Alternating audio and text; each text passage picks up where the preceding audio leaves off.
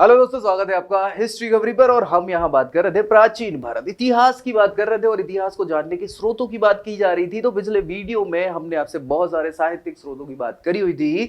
साहित्यिक स्रोतों में हमने बात कर ली थी यहाँ पे 3 टाइप की, एक तो ब्राह्मण ग्रंथ, दूसरा बौद्ध और जैन ग्रंथ। तो अभी ब्राह्मण ग्रंथों में ही या ब्राह्मण स्रोतों की ही अभी चर्चा चल रही थी और पिछला वीडियो थोड़ी लंबा हो रहा था, इसलिए मैंने कहा कि इसको अलग बना दो। तो इस वीडियो में बाकी बचे हुए महाकाव्य हो जाएंगे आपके, और जो पुराण है पुराण हो जाएंगे, साथ ही साथ धर्म सूत्र मतलब स्मृतियां जो है, इसको हम यहाँ इस वीडियो में कवर करने वाला। उसके बाद हम बौद्ध और जैन ग्रंथों पे देखेंगे और इसके साथ ही खत्म हो जाएंगे आपके साहित्यिक स्रोत। साहित्यिक के बाद हम बात करेंगे ऐतिहासिक स्रोत, पुरातत्व संबंधित स्रोत और फाइनली विदेशी स्रोत।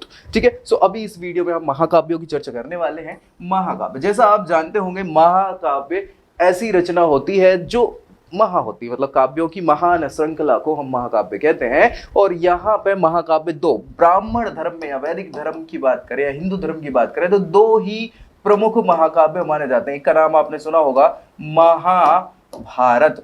भारत, पहले इसको पता क्या है कि जय संहिता के नाम से जाना जाता था, लेकिन ये बढ़ती चली गई बढ़ती चली गई बढ़ती चली गई, महाभारत इसको बोल दिया। और दूसरा है आपका रामायण। क्या है भाई? रामायण। सो रामायण, ये दोनों ही बहुत अच्छी भली भांति परिचित होंगे सभी लोग इससे। इनमें क्या क्या है मेन चीजों को हम यहाँ डिस्कस करेंगे महाकाव्य के तौर पर। चलिए बहुत तेजी से सूत्रों के पश्चात, सूत्रों की मतलब ब्राह्मण ग्रंथ हो गए, यहाँ पे आपके वैदिक ग्रंथ जो वेद हो गए, ब्राह्मण हो गए, उपनिषद हो गए, अरण्यक हो गए, सबकी बात करने के पश्चात सूत्रों के बाद क्या है, 2 महाकाव्यों का आविर्भाव हुआ। ये उनके बाद आए। ठीक है, सो दोनों के नाम यहाँ मैं आपको पहले ही बता चुका हूं, एक तो रामायण है, दूसरा महाभारत है। रामायण एवं महाभारत तत्कालीन उस समय की भारतीय समाज, राष्ट्र राज्य की सभ्यता, संस्कृति, राजनीतिक व्यवस्था, आर्थिक व्यवस्था पर प्रकाश डालते हैं और इन्हें अर्ध ऐतिहासिक धर्म ग्रंथ कहा जाता है। क्या कहा जाता है? ऐतिहासिक धर्म ग्रंथ। ठीक है, कोई दिक्कत? चलिए बढ़ते हैं आगे और शुरुआत करेंगे हम महाभारत से। तो महाभारत आपने एपिसोड देखे होंगे और महाभारत देखा होगा, बहुत मजा आया भी होगा। ऐतिहासिक स्रोतों के रूप में महाभारत का नाम क्या है? सर्वोपरि है। सर्वोपरि मतलब सबसे ऊपर माना जाता है। इसके मूल लेखक जो थे वो कौन थे? वेद व्यास जी हुआ करते थे। वेद व्यास ने वेदों की संरचना भी करी हुई है। ठीक है, संकलन करता बोला जाता है, तो वेद व्यास ने ही महाभारत की संकलन करी हुई है। 950 ईसा पूर्व में हुए भरत युद्ध। भरत युद्ध मतलब भारतीय युद्ध जो हुआ था महाभारत का, भरत युद्ध जिसको कहते हैं, विस्तृत रूप से इसको वर्णन इसमें किया हुआ है। ये जैसे भाई आपने देखा होगा, अगर महाभारत देखा होगा तो महाभारत में जो धृतराष्ट्र हुआ करते, धृतराष्ट्र जो देख नहीं सकते थे, तो उनका जो मित्र था, साथी था, जो बोल सकते हैं, संजय का नाम आपने सुना होगा। संजय उन्हें लाइव टेलीकास्ट बताता है, बाकायदा सुनाता जाता है। आपने अगर वो देखा हो तो इधर एक टीवी चलती रहती है जिसमें संजय देखता है कि भैया ये चल रहा है, ये युद्ध हो रहा है, अब भीष्मपितामह से वो युद्ध करने जा रहे हैं, भीष्मपितामह ने इतने लोगों को वोट डाला। तो ये पूरी का पूरा उन्हें लाइव टेलीकास्ट कौन बताता है? संजय बताता है। तो ऐसे ही पूरा का पूरा वर्णन यहाँ महाभारत का कहाँ है आपका? इस वेद व्यास जी के द्वारा इसको संकलित किया, बताया गया है और लिखा गया है। ठीक है, 950 ईसा पूर्व के आसपास ये युद्ध माना जाता है कि हुआ था। महाभारत के प्रारंभिक रचना काल में इसमें केवल 8800 पद्य थे। पद्य मतलब वही पढ़ने वाले जो पंक्तियां होती हैं वो। 8800 पद्य थे, जिसे जय के नाम से जाना जाता था। ठीक है, जय। फिर इसके बाद इसको और बढ़ा दिया गया। महाभारत का दूसरा संस्करण भरत था। भरत मतलब ये युद्ध वाला पोर्शन, जिसमें पर्वों की संख्या, पद्यों की संख्या जो है लगभग 24,000 हो गई। कितनी? 8,000 से 24, 3 गुना बढ़ गई भी। और इसीलिए महाभारत जय का अंतिम संस्करण था, जिसमें 1 लाख से अधिक पद्य हो गए। कितनी? 1 लाख से अधिक। इसीलिए इसको सतसहस्त्री संहिता का नाम दिया गया, या फिर बाद में इसको महाभारत कह दिया गया। पहले जय संहिता हो गई थी, फिर यहाँ पे क्या हो गया? सतसहस्त्री या महाभारत इसको कहा जाने लग गया। चलिए भैया, इसमें विशेष क्या है? महाभारत का अंतिम संस्करण गुप्त काल में तैयार हुआ। गुप्त काल की अगर हम बात करें तो गुप्त काल शुरुआत 300 क्या 280 से ही मान लो। चलो अगर हम बेसिक स्टार्ट करेंगे श्रीगुप्त से ही, 280 एडी से स्टार्टिंग इसकी मान लेंगे हम, और 280 एडी के बाद से ये 550 एडी तक डायरेक्टली चलता रहा बहुत अच्छी तरीके से। फिर उसके बाद ये धीरे धीरे पतन की ओर अग्रसर हो जाता है। सो भाई लगभग 280 से मतलब 250 से 550 300 साल के आसपास का यहाँ ये गुप्त काल चल रहा था। तो गुप्त काल में ये फाइनल संस्करण इसका निकला है। और अतः प्राचीन भारत के आदिम काल से लेकर गुप्त काल तक का संपूर्ण जो जानकारी आपको मिलेगी, विदेह, मगध, ये सारे जो राज्य हुआ कर रहे थे उनकी स्थिति, प्राचीन भारत की विदेशी जो जातियां हुआ कर रही थी, राजा और राज्य के सिद्धांत जो चल रहे थे, मंत्री परिषद कैसे क्या क्रियाविधि कर रही थी, कैसे क्या कार्य कर रही थी, तत्कालीन भारत की जो सभ्यताएं थी, विकास है, ये सारी चीजों का यहाँ पे विस्तृत ऐतिहासिक वर्णन तथ्यों के द्वारा, प्रॉपर्टी क्रम के द्वारा आपको प्राप्त हो जाते हैं। किसमें? महाभारत के अंतर्गत। समझ आया? कोई दिक्कत परेशानी? नेक्स्ट हम बात करेंगे रामायण की। तो रामायण जो है बहुत अच्छे से आपने सुना भी होगा, है ना। श्रीलंका नरेश कौन थे? रावण। और अयोध्या नरेश राम। इन दोनों के जो प्लेसेस थे, किसके कारण? सीता जी के कारण। तो भैया अच्छाई पे बुराई की जीत की सारी कहानी रामायण के रूप में यहाँ पे लिखी हुई है, राजनीतिक दृष्टिकोण से। पूरा राजनीतिक दृष्टिकोण, क्योंकि इसमें आप देखेंगे राजनीति बहुत तेजी से चली है ना। अधिक रामायण का सांस्कृतिक महत्व है और रामायण को 5 चरणों में संपादित किया गया। 5 चरणों में संपादित किया गया है। इसके संपादन में 5वीं से 12वीं शताब्दी के मध्य का जो समय है इतना लग गया है। इतना 5वीं से 12वीं शताब्दी तक ये समय है। प्रारंभ में रामायण में कितने? 6000 पद्य थे। कितने थे? 6000 पद्य थे, जो अंतिम संकलन तक 24,000 हो गए। 4 गुना बढ़ गए, है ना।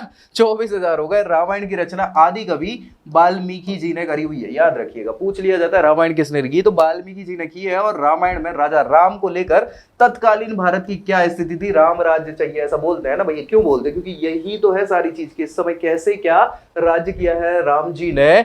अयोध्या के नरेश हुआ कर रहे थे, तो उनके समय की जो तत्कालीन स्थिति, उसके हिसाब से सारी राजनीतिक, सामाजिक और आर्थिक व्यवस्था जो चल रही थी, उस सब का जिक्र यहाँ पे रामायण के तौर पे किया हुआ है। तो उस समय की तत्कालीन जो भी ऐतिहासिक संबंध है या जो भी जानकारी हमें मिलती है रामायण से, आपको बहुत सारी जानकारी यहाँ प्राप्त हो जाएगी। पुराणों की बात कर लेते हैं। महाकाव्य के बाद हम पुराण की बात कर रहे हैं।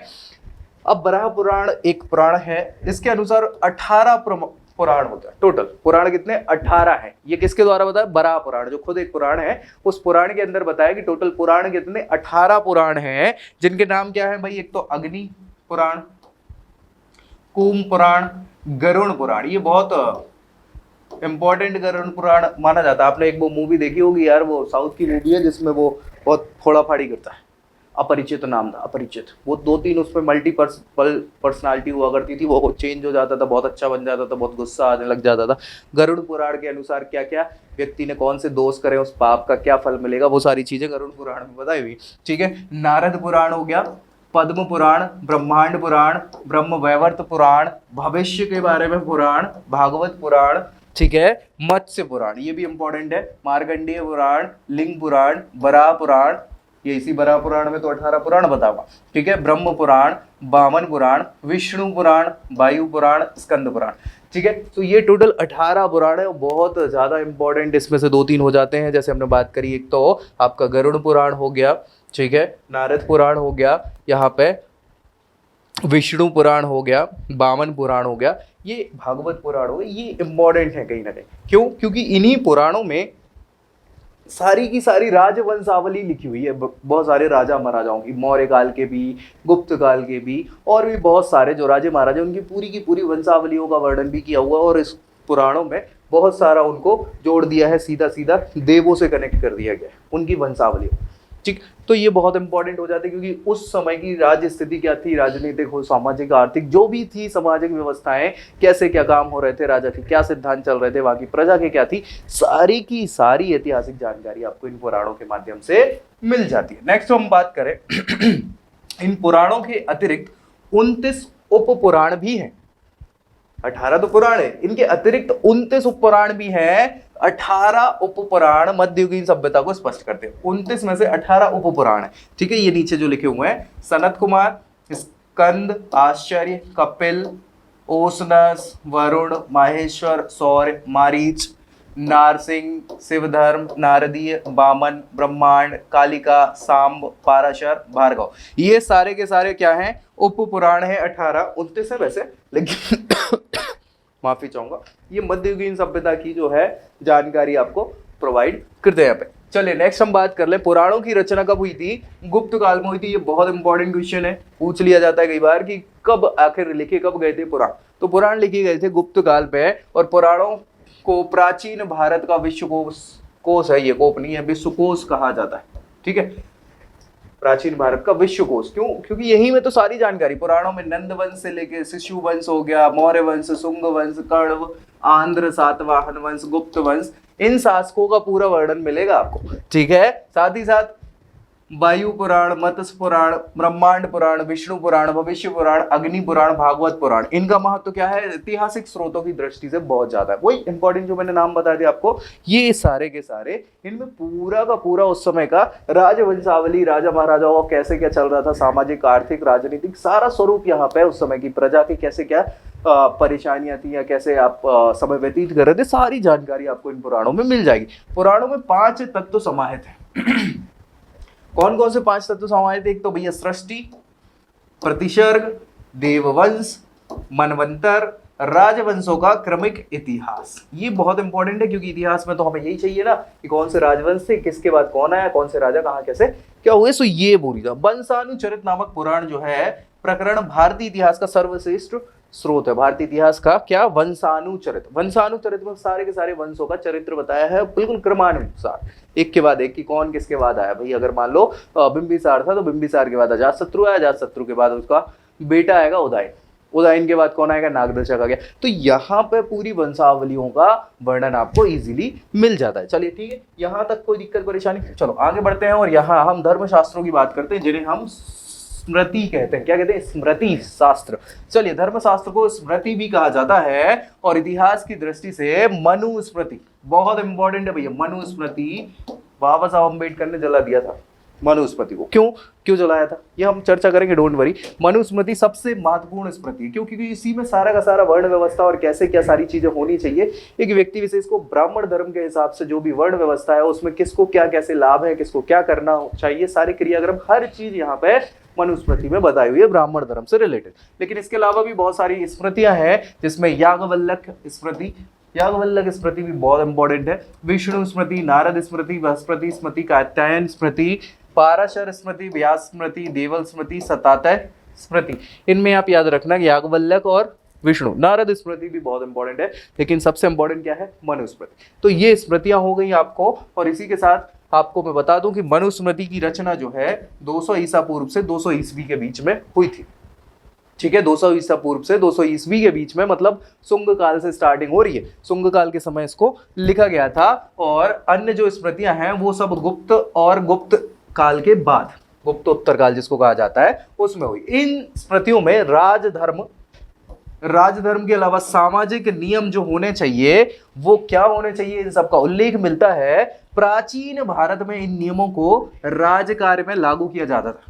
राज कार्यों में कैसे क्या लागू करना है, वो नियमों को भंग करने वालों को क्या दंड देना चाहिए, वो सारी की सारी चीजें लिखी हुई है। वर्तमान भारत की दंड संहिता का मौलिक आधार भी क्या है? यही स्मृतियां है कि भैया भारतीयों में कौन सा दंड विधान चलता था, किस हिसाब से हिंदू धर्म के अनुसार अगर ये पाप किया तो उसका क्या दंड होना चाहिए, कैसे छिन्न भिन्न अंग वगैरह मृत्युदंड कैसे क्या कब किन किन स्थितियों में दिया जाता है। तो सारी स्मृतियों में ही ये पूरा का पूरा दंड विधान लिखा हुआ है। भारतीय इतिहास की अगर बात करें हम हिंदू ग्रंथों के हिसाब से, हिंदू धर्म शास्त्रों के हिसाब से या हिंदू धर्म के हिसाब से, सारा कहाँ मिलेगा आपको? स्मृतियों। और इन स्मृतियों में सबसे प्रमुख कौन सी हो जाती है? मनुस्मृति हो जाती है, जो कब लिखी गई थी? शुंग वंश के समय में लिखी गई थी, या 200 ईसा पूर्व से 200 ईस्वी के बीच में, 400 सालों के अंदर उसका पूरा गठन हुआ। और बाकी की सारी स्मृतियां गुप्त काल में या उसके बाद लिखी गई। ठीक है, तो यहाँ मुझे लगता है कि अब यहाँ खत्म हो जाएंगी सारी चीजें और मिलते हैं नेक्स्ट वीडियो में। यहाँ मैंने आपको सारे के सारे ब्राह्मण धर्म से रिलेटेड सारे ग्रंथों की चर्चा हमने कर ली है जिनमें हमें पूरा भारतीय इतिहास जानने को मिलता है। कौन सा भारतीय इतिहास? प्राचीन भारतीय इतिहास।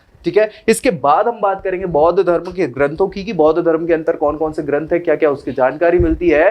फिर देन हम बात करेंगे जैन धर्म की। तो मिलते हैं नेक्स्ट वीडियो में, तब तक के लिए जय हिंद।